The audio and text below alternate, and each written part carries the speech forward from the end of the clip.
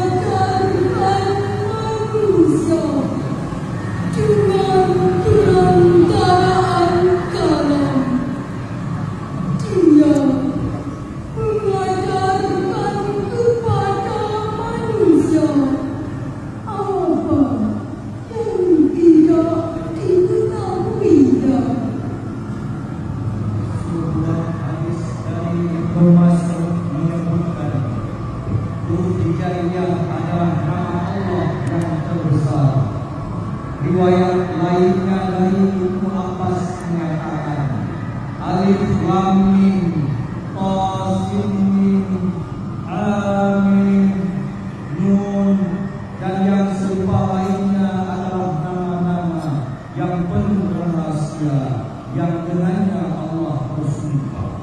Ali bin Abi Thalib juga berkata, tidak ada satu huruf pun kecuali semua bersumber pada nama-nama Allah.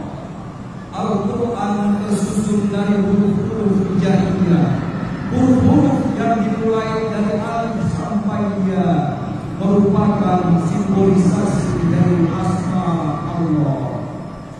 Malam ini 1000 malam menerbangkan langit tinggi. Ya Allah, dengan huruf-huruf Al-Quran-Mu yang suci, kami memohon, terangilah hati kami. Ya Allah, dengan huruf-huruf Al-Quran-Mu yang tinggi, berhalus budi pekerti kami. Ya Allah, dengan huruf-huruf Al-Quran-Mu yang mulia, sempurnakan petunjuk-Mu untuk gerak kami dalam bermasyarakat, berbangsa dan bernegara.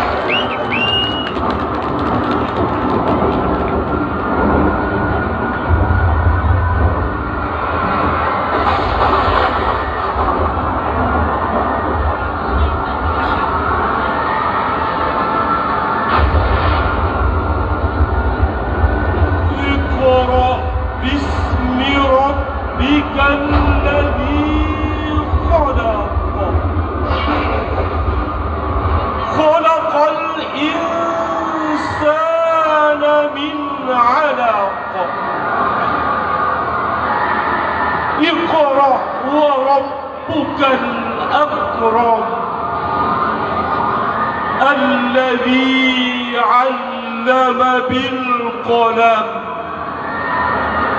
علم الإنسان ما لم يعلم. Bacalah dengan menyebut nama Tuhanmu yang menciptakan. Dia telah menciptakan manusia dari segumpal darah.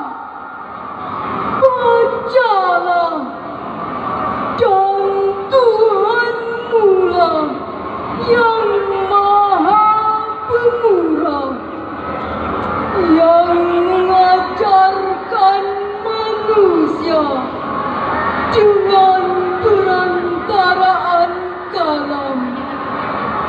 Dia mengajarkan kepada manusia apa yang tidak diketahuinya. Sebuah hadis dari Ibnu Mas'ud menyebutkan huruf hijaiyah adalah nama Allah yang terbesar. Riwayat lainnya dari Ibnu Abbas mengatakan alif lam mim ta sin mim ha mim nun, dan yang serupa lainnya adalah nama-nama yang penuh rahasia yang dengannya Allah bersumpah. Ali bin Abi Thalib juga berkata, tidak ada satu huruf pun kecuali semua bersumber pada nama-nama Allah. Al-Quran tersusun dari huruf-huruf hijaiyah, huruf-huruf yang dimulai dari alif sampai ya, merupakan simbolisasi dari asma Allah. Malam ini 1000 balon berterbangan di langit Pidie. Ya Allah, dengan huruf-huruf Al-Quran-Mu yang suci, kami memohon terangilah hati kami. Ya Allah, dengan huruf-huruf Al-Quran-Mu yang tinggi, perhalus budi pekerti kami. Ya Allah, dengan huruf-huruf Al-Quran-Mu yang mulia, sempurnakan petunjuk